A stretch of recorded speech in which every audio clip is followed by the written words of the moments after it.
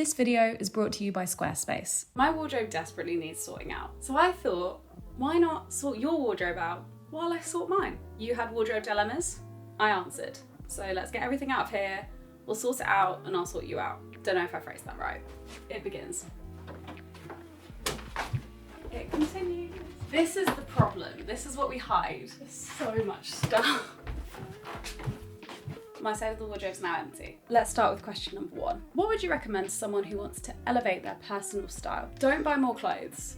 Buy accessories. I feel like there's more longevity in them, there's more resell in them if you do decide to move on, and it's less limiting with sizing. I feel like you can actually express exactly who you want to be without feeling restricted by the options available. If I were you, I'd buy items that fit your lifestyle, but take one step out of your comfort zone visually. There's some amazing creators who talk about this exact thing, elevating your basic outfits. Alison Bornstein, Hayley Ivers, and Kim Johnson.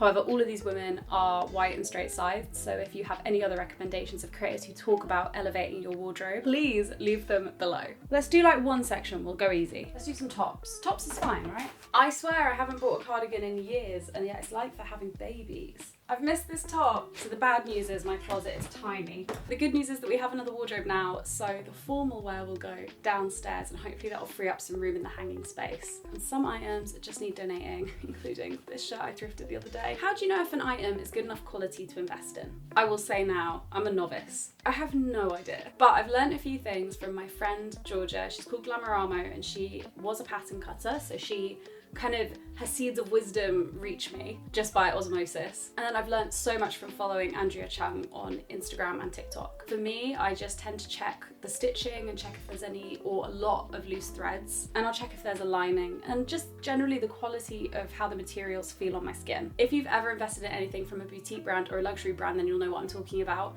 But you learn to feel the difference in the quality of those materials. I only know that because now I've been exposed to more materials. I wouldn't have known that before. One of the skirts I bought from the Matches sample sale feels like I've just shaved my legs against my legs all the time. That is nice. Anyway, basically, I try and learn from people who are more experienced than me. And I just give my clothes a little once over before I buy them. Buying online, it's a bit of a gamble. You just have to give it a go. But generally, the quality of smaller brands will be better, I think. Oh my God, another cardigan! How can we forget? I still haven't styled her yet, but I'm excited. This is maybe temporary, we'll see. Jumper basket, done.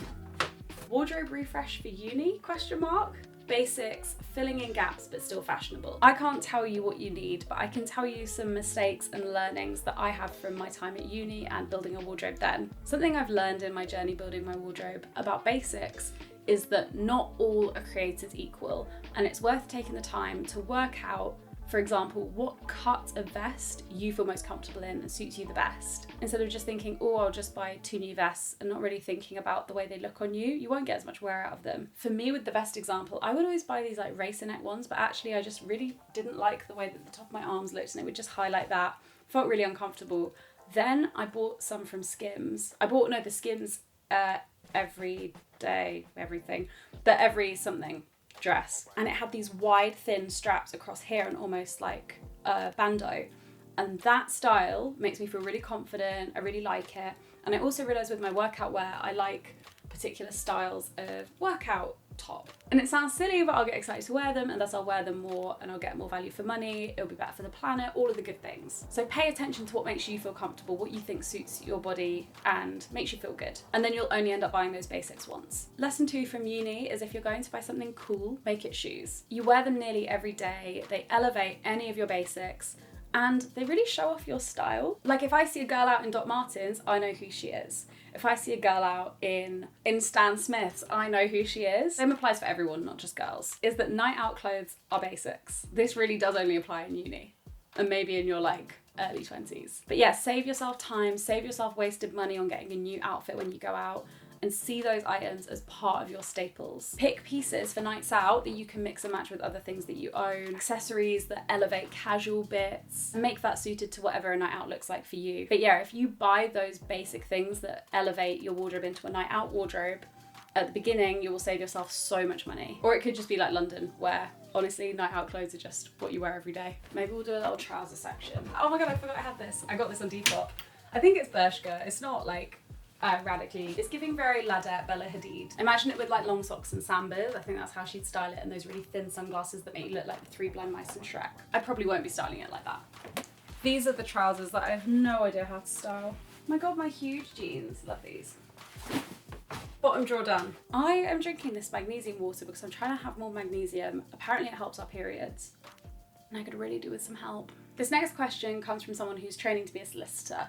My wardrobe is full of black clothes. I need them for work, but they're not very me. How do I divest? I'm on a bit of a theme here, but accessories are key. With this one, I'd stick with the black work clothes, but pick up a bag or two that feels more you, adds a little bit of personality. You know, you've got to get your personality where you can. It's kind of like school uniform. And then from there, I gradually build in more neutrals, white and navy specifically, and brown, depending on which ones resonate with you the most. I don't know the full parameters of what you are and aren't allowed to wear to work, but for my friends who have trained as solicitors, I know that the uniform regulation can be quite strict, but I think they would probably allow for white shirts and white clothes, navy clothes and brown clothes.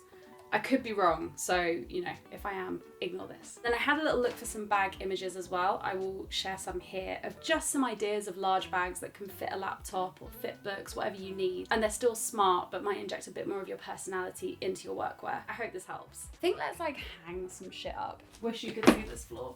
Sometimes it's hard for me to decipher what is everyday wear and what is formal wear, and I actually think that's a massive positive, because it's whatever you think it is, you know?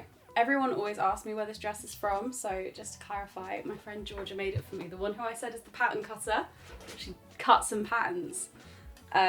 So yeah, I'm sorry, my big stuffed olive dress is not for sale. But if it ever is again, I'll let you know. How do you figure out what your wardrobe is missing? This is the exercise I would do. I cannot say I've done this myself, but I might start because I came up with this earlier and I was really pleased with myself. Can I say myself anymore? Every time you're getting dressed, but you can't solve the problem of what the fit is that you want to wear within what you already have in your wardrobe, get your notes app out and make a note of that thing. And you don't necessarily have to pinpoint what that thing is, but you can use that to then inform when you're seeing other images online or on Pinterest. That's why I tend to mood board and collect images of stuff I want or like ways I want to style things. You have to have a certain amount of stuff to be able to build your outfits. You don't have to have an excess of stuff. Basically, collecting data on where the gaps are is probably your best bet for working out how to get rid of them. And a reminder that all of this takes time. A lot of us aren't Moneybags McGee right now, so it is really much more challenging to build a wardrobe quickly, and that's okay as well. I still am not done. I feel a lot better, but since my capsule wardrobe journey started when I was 21, it's been too many years. How many years has it been? 7 years that I've been building my wardrobe from what felt like the ground up. And only this summer have I felt like my summer wardrobe, at least, is pretty much there. I can optionally add some stuff, but I'm really happy with it as it is. Coming across the dress you've wanted for that wedding on Depop that you've searched for ages, all of those little moments are what makes building a wardrobe so much fun. It's meant to be play. Look at this new dress I got. This is commitment to the bit. I saw this dress on Pinterest. I reverse Google image searched it. I found it, it wasn't available. I put myself on the wait list for 2-3 months. It came in stock, bought it. Love it, it's so cute. In the dresses section.